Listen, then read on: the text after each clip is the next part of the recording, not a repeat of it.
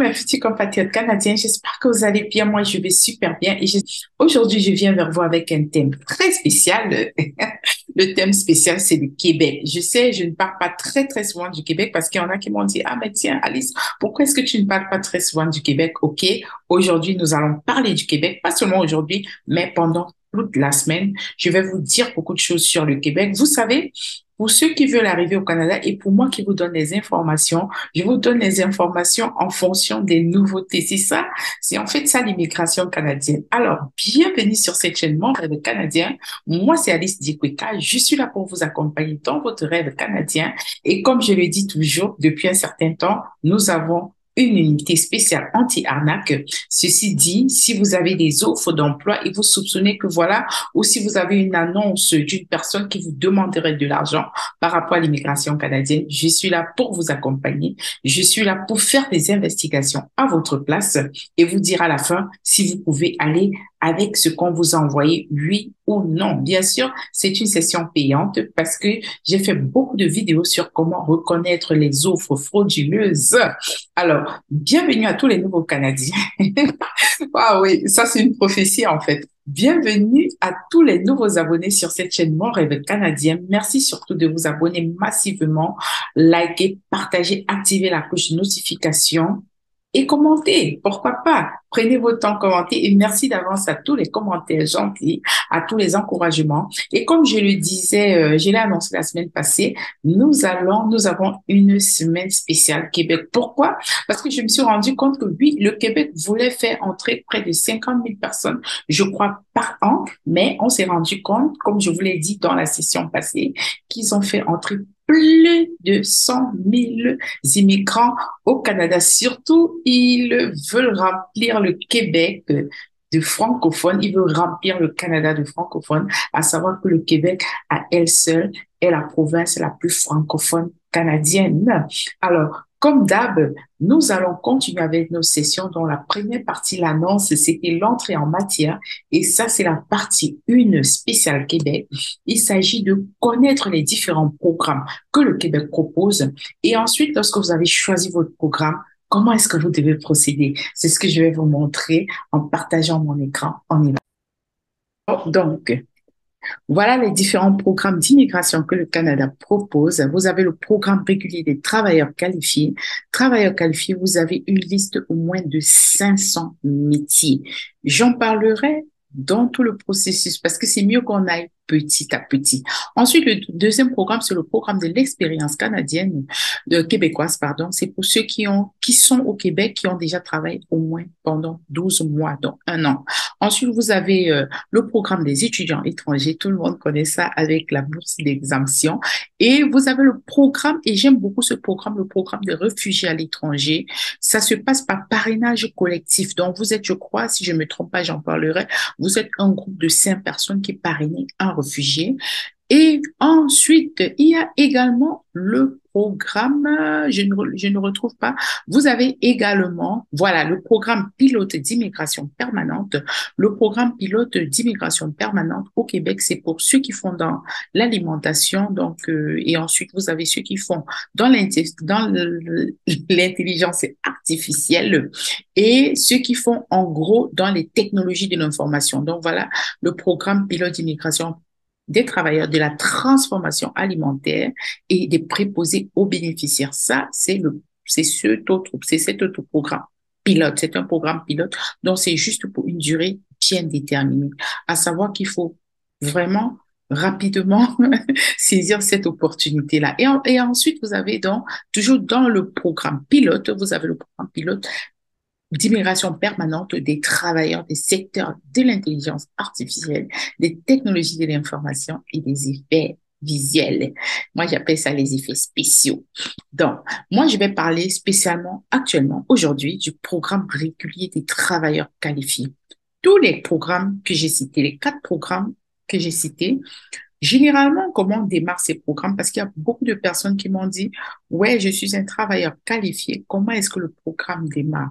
Et je vais vous rappeler que pour tous ces programmes-là, sauf les programmes étudiants, vous devez faire l'Ouest, l'évaluation comparative des diplômes. Vous allez commencer par là et ensuite vous devez faire le TCF, l'examen de langue française. Beaucoup m'ont demandé, je fais le TCF Québec ou je fais le TCF Canada. Je dirais, si vous faites le TCF Canada, ça passera. Donc, vous pouvez faire l'entrée express et puis vous pouvez également faire le programme du Québec. Par contre, le TCF Québec, c'est juste le TCF Québec. Donc, moi, je conseille vivement TCF Canada parce que c'est passe-partout. Le point commun dans ces programmes, les trois programmes, c'est que vous devez faire la déclaration, vous devez passer par Arima. Vous devez créer votre profil Arima et une fois que vous avez créé votre profil Arima, alors vous pouvez démarrer les choses.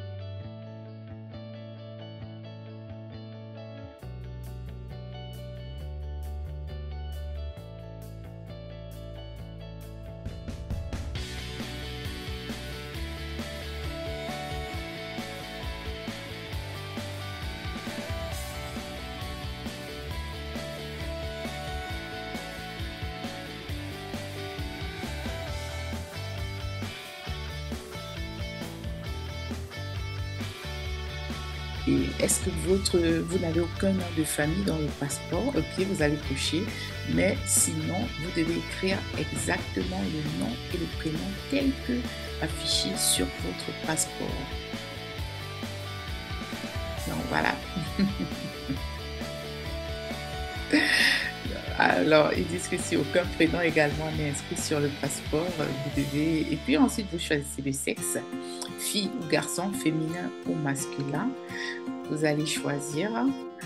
Et une fois que vous avez choisi le sexe, vous allez choisir votre date de naissance telle qu'elle est inscrite dans votre passeport. C'est très important parce que n'oubliez pas, vous devez faire très très attention. Tout ce qu'il y a sur le passeport, vous devez le mettre exactement tel quel. Et puis vous choisissez votre ville de naissance, pas le pays, la ville de naissance. Si je suis née à Yaoundé, je vais mettre d'abord Yaoundé. Et ensuite, je vais aller mettre le pays, Cameroun, et je vais écrire l'adresse email que j'ai créée. Une fois que j'ai écrit, que j'ai mis le pays, j'ai choisi le pays, j'ai choisi l'adresse email. Et une fois que j'ai choisi l'adresse email, je sais, en Afrique, on n'a pas de rue. Bon, ce que moi je fais à ce niveau-là, je mets juste le BP.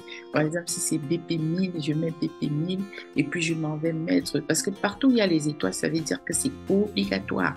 Ensuite, je m'en vais mettre mon pays, le Cameroun, la province du littoral, centre, pardon, et puis la ville de Yaoundé. Et lorsque j'ai mis tout cela, je vais tout doucement, tout cela, donc vraiment, mettez tout ce qui est obligatoire, je vous le conseille. Et si vous ne le faites même pas, le formulaire ne va pas avancer. Quand vous allez cliquer sur suivant, il va dire non. Par contre, les adresses ligne 1, ligne 2, c'est pas obligatoire. Le téléphone au domicile, bien sûr, le code postal également, moi je mets le BP, BP 1000. Et puis je passe à autre chose parce que nous, on n'a pas les adresses comme ici en Occident. Numéro de téléphone, je mets l'indicatif, par exemple Cameroun 00237 et puis je mets la suite de mon numéro. Parce que je sais souvent les Camerounais, quand on leur demande, je vais dire mes frères, quand je leur demande le numéro, ils ne mettent jamais l'indicatif. Et vous cliquez créer mon profil. Votre profil a été créé avec succès. Waouh, waouh, waouh, bravo. Et si vous cliquez sur quitter, vous allez être redirigé afin de pouvoir vous connecter. L'adresse email que vous aviez donnée au départ, le mot de passe.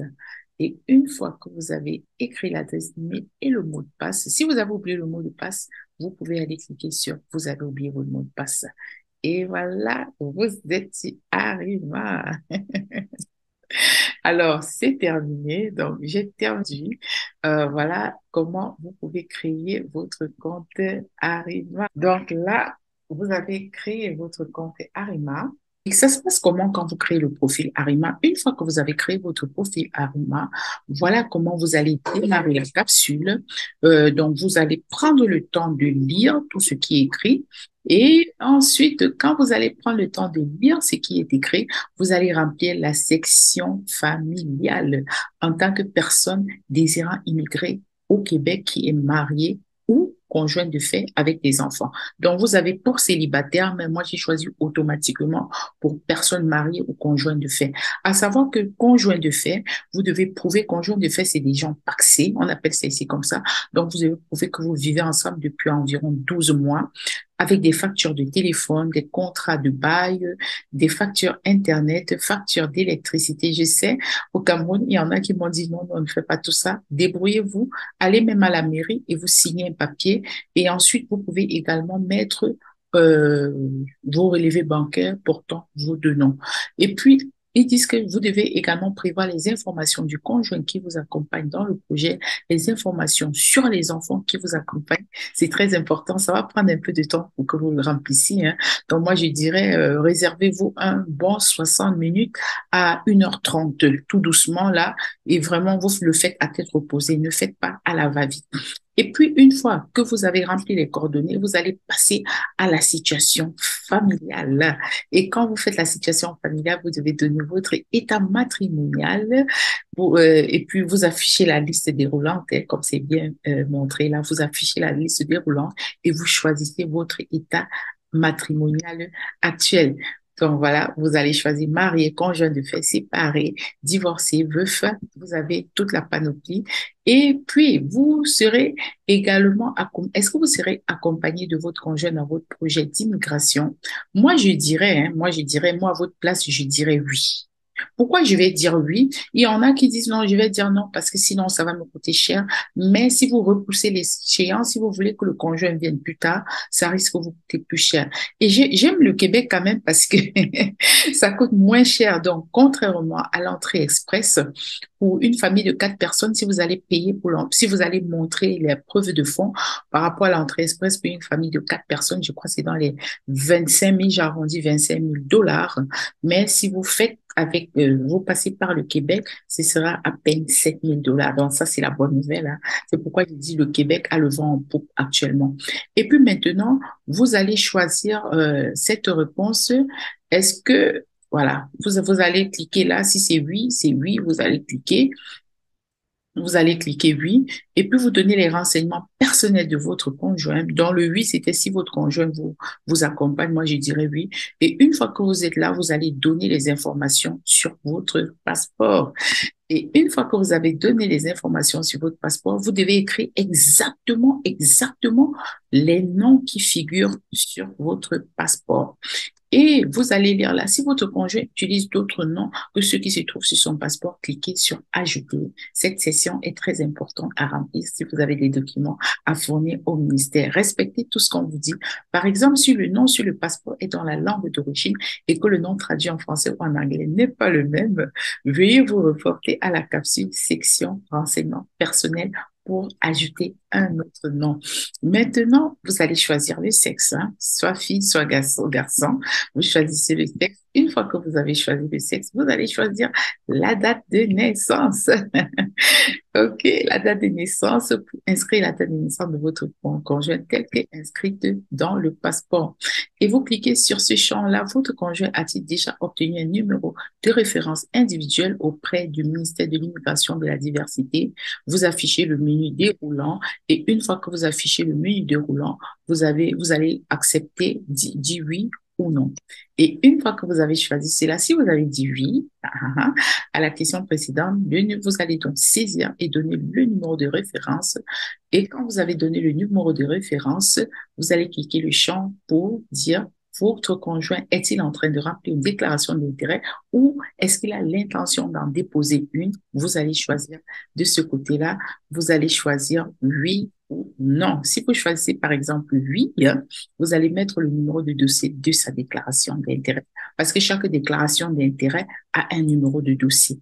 Avez-vous des enfants qui vous accompagnent? Bien sûr, j'ai dit je faisais ça pour les familles.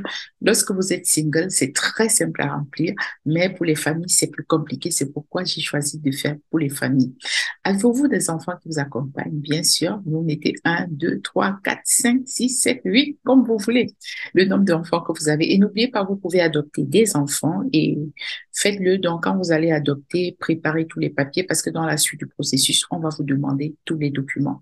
Maintenant, on va dire oui, on va sélectionner oui, que vous avez des enfants qui vous accompagnent, des enfants à charge, vous allez ajouter les informations de tous les enfants que vous avez, 15 enfants, 20 enfants, vous ajoutez juste les informations, renseignements personnels de chaque enfant à charge, comme inscrit sur le passeport, vous allez donner tous les renseignements sur les enfants. Si votre enfant est âgé de plus de 18 ans, cliquez sur le champ et en train de remplir une déclaration d'intérêt. Et juste pour la petite histoire, au Québec, même si votre enfant a plus de 18 ans, il pourra vous accompagner parce que je sais, il y a des parents qui ont laissé les enfants de plus de 18 ans, ce qui n'était pas très, très drôle là. Alors là, on va dire oui, sélectionnez la réponse appropriée et ensuite, quand vous avez fini, vous cliquez sur confirmer. Les informations saisies s'affichent dans la section enfants à charge qui vous accompagne. Si vous avez plus d'un enfant à charge, vous devrez refaire les étapes précédentes pour chacun d'eux. Donc, si c'est 15 enfants, vous allez faire l'étape 15 fois. Si c'est 21 enfants, vous allez faire l'étape 21 fois. Maintenant, nous allons passer à l'étape enregistrer, vous enregistrez et puis vous donnez les informations sur la situation. C'est fini les informations sur la situation familiale dont la capsule est terminée.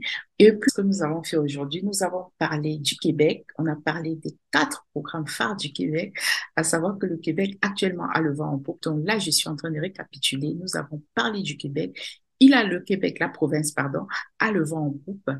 Euh, Ils ont doublé, hein, la province, enfin, elle, a doublé le nombre de personnes, d'immigrants qu'elle voulait recevoir. Et c'est pourquoi je fais cette vidéo afin que vous puissiez en profiter à fond. Donc, nous avons 4 programmes. Soit vous profitez du programme des travailleurs réguliers qualifiés, soit vous profitez du programme de l'expérience québécoise parce que vous êtes déjà sur le territoire, soit vous profitez du programme pilote d'immigration permanente pour les professionnels de la transformation alimentaire, les ingénieurs en IA, l'intelligence artificielle, les technologies de l'information, les programmeurs de jeux vidéo, et vous avez également le programme des réfugiés vous avez le programme des étudiants étrangers. Et quand j'entends étudiants étrangers, je pense toujours à la bourse d'exemption. Alors, pour les étudiants, nous avons tous les mercredis à 13h15 GMT, heure GMT, un atelier spécial permis d'études, tout ce qui tourne autour du permis d'études. On attaque cela les mercredis. On parle également de la lettre de motivation que vous pouvez écrire en tant qu'étudiant. Donc, si vous êtes intéressé par cette offre, n'hésitez pas à me contacter par télégramme à ce numéro de téléphone. Dans la prochaine édition, nous allons continuer avec Arima, la déclaration d'intérêt. À nous revoir dans la prochaine édition. Bye. Alors, voilà comment vous pouvez vous abonner facilement. Lorsque vous ouvrez la page, vous avez ici le bouton s'abonner. Okay? Alors, vous allez cliquer juste sur s'abonner.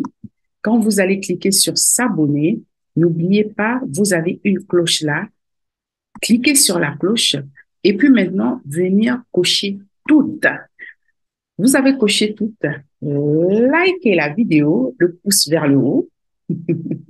Et puis maintenant, cliquez sur le bouton partager pour partager partout sur Facebook, sur WhatsApp, sur Twitter,